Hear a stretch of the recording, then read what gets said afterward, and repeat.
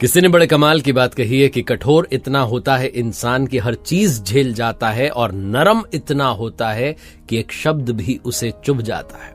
नमस्ते, मैं हूं आरजे कार्तिक। एक बड़ी छोटी सी कहानी एक राजा की जिनकी 3 राजकुमारियां थी। उन्होंने तीनों राजकुमारियों को गुरुकुल में पढ़ने के लिए भेजा, गुरु मां के पास, गुरुजी के पास। वहां पर रहकर उन्होंने विद्या ग्रहण की।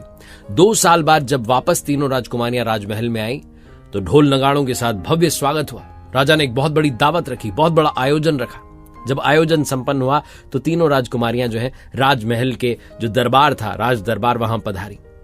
दरबार में बड़े बड़े मंत्री बैठे हुए थे। राजा ने महामंत्री से कहा कि महामंत्री जी, आप क्या कोई प्रश्न पूछना चाहते हैं जिससे पता चले कि हमारी राजकुमारियों ने कितनी विद्या ग्रहण की, कितना कुछ उन्हें समझ में आया, कितना कुछ उन्होंने सीखा है। महामंत्री ने कहा, अरे नहीं महाराज, मुझे कोई शंका नहीं है। महाराज ने फिर से कहा, नहीं, आपको कोई प्रश्न तो पूछना चाहिए। तो महामंत्री ने कहा, ठीक है महाराज, हम सब तो जानते हैं कि आप अपनी बेटियों से कितना प्रेम करते हैं, लेकिन ये बेटियां, राजकुमारियां आपसे कितना प्रेम करती हैं, मैं बस यही जानना चाहता हूं। महामंत्री ने एक ही प्रश्न तीनों राजकुमारियों से पूछा। पहली वाली से पूछा कि बताइए, आप अपने पिताजी से कितना प्रेम करती हैं।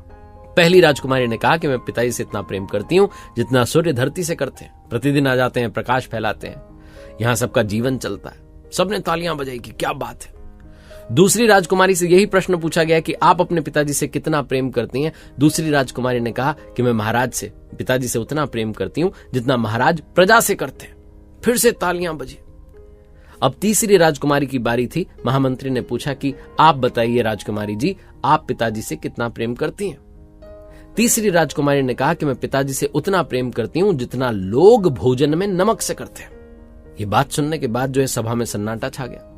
लोगों ने सिर नीचे कर लिए, कानाफूसी होने लगी। लोग धीमे धीमे हंसने लगे कि ये क्या जवाब हुआ। महाराज भी चुप हो गई कि ये क्या हुआ।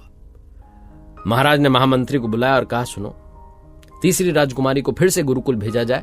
आज ही जो है भेज दीजिए, आप छोड़ करके आइए।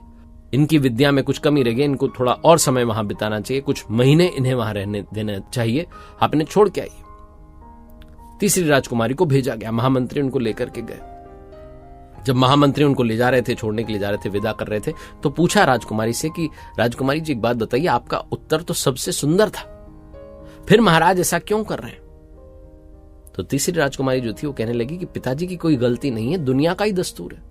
यहां अगर जो लोगों को पसंद नहीं है उससे हटके कोई बात कह दो, कुछ अलग बात कह दो, तो लोगों को समझ ही नहीं आती, लोग हंसी उड़ाने लगते हैं। पिताजी का कोई दोष नहीं है। महामंत्री बात समझ गए। वापस आए महामंत्री महल में और सीधे गए रसोई में। जाकर के जो हलवाई थे उनसे कहा कि सुनो, आज शाम के भोजन में नमक मत डालना। शाम में जब महाराज के सामने भोजन का थाल पहुंचा तो सब्जी में नमक नहीं था। जैसे ही महाराज ने भोजन शुरू किया, उन्होंने थाल हटा दिया कि कैसा भोजन है, नमक कहां है। और जैसे उन्होंने नमक कहां है बोला, उनकी आंखों से आंसू गिरने लगे। उन्हें समझ में आ गया कि उन्होंने अपनी ही बेटी को कितनी बड़ी सजा दे दी। तुरंत दौड़े भागे और गए गुरुकुल में, लेकर आए तीसरी राजकुमारी को। वापस जो है स्वागत करवाया और सबको समझाया कि मेरी बेटी ने कितना सुंदर उत्तर दिया था। छोटी सी कहानी है जो ये बताती कि कई बार हम कुछ शब्दों के चक्कर में, कुछ बातों के चक्कर में रिश्तों को खराब कर लेते हैं। हम सामने वाले का इमोशन समझ नहीं पाते। कई बार शब्द भी वो बात नहीं कह पाते जो भावनाएं कह जाती हैं। उन असली इमोशंस को समझना, पहचानना शुरू कीजिए, तब जाकर के रिश्ते मजबूत रहेंगे, वरना रिश्ते टूटने में देर नहीं होती। एक बार फिर से वही बात जो अक्सर आपसे कहता हूं, कर दिखाओ कुछ ऐसा कि दुनिया करना चाहे आपके जैसा।